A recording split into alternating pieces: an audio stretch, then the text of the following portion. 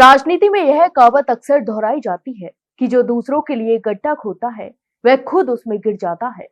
हाल ही के राजनीतिक घटनाक्रमों को देखते हुए यह पंक्ति एक बार फिर चर्चा में आ गई है। आरोप प्रत्यारोप, जातीय समीकरण और राजनीतिक चालों के बीच राजस्थान की सियासत में बयानबाजी तेज होती जा रही है, जिसमें कुछ नेताओं पर समाज को बांटने और राजनीतिक लाभ उठाने की कोशिश के आरोप लगाए जा रहे हैं। राजनीतिक गलियारों में यह चर्चा है कि कुछ प्रभावशाली चेहरे लगातार अलग अलग वर्गों और समाजों को भड़काकर अपनी राजनीति चमकाने का प्रयास कर रहे हैं। इसी कड़ी में पहले नरेश मीणा का नाम सामने आया। वही आरोप है कि उन्हें आगे कर मीणा समाज को उकसाने की कोशिश की गई है। हालांकि समर्थकों का दावा है कि नरेश मीणा ने इस प्रयास को नकारते हुए खुलकर जातिवाद के खिलाफ सख्त रुख अपनाया है और मंच से ही साफ संदेश भी दिया है कि समाज को बांटने की राजनीति स्वीकार नहीं की जाएगी। इस घटनाक्रम के बाद सियासी बयानबाजी और तेज हो गई है।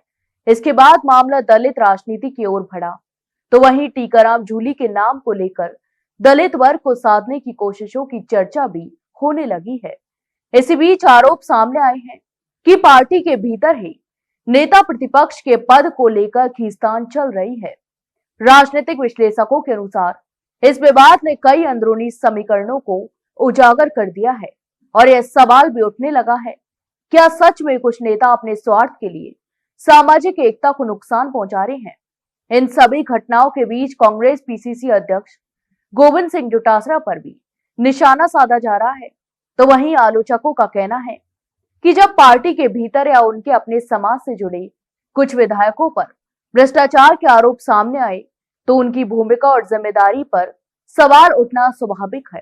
तो वहीं आरोप यह भी लगाए जा रहे हैं कि ऐसे मामलों में स्पष्ट कार्रवाई करने की बजाय जिम्मेदारी दूसरे नेताओं पर डालने की कोशिश की जा रही है।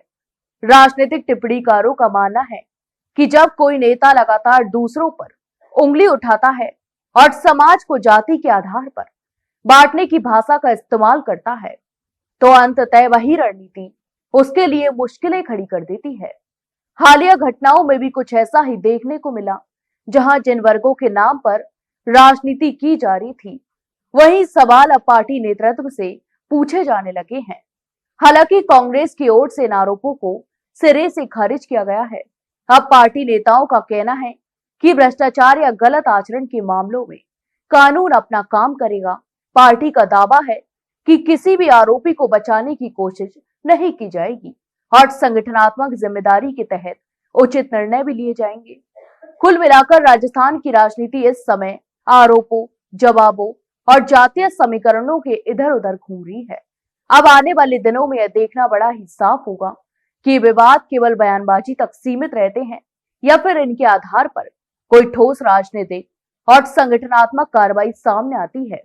लेकिन इतना तो तय है कि दूसरों के लिए गड्ढा खोदने की राजनीति अब खुद नेताओं के लिए चुनौती बनती जा रही है। तो आपके इस पूरे मामले पर क्या राय है, हमें कमेंट बॉक्स में कमेंट करके जरूर बताएं और वही वीडियो को लाइक और शेयर जरूर करें और हाँ, चैनल को सब्सक्राइब करना ना भूलें।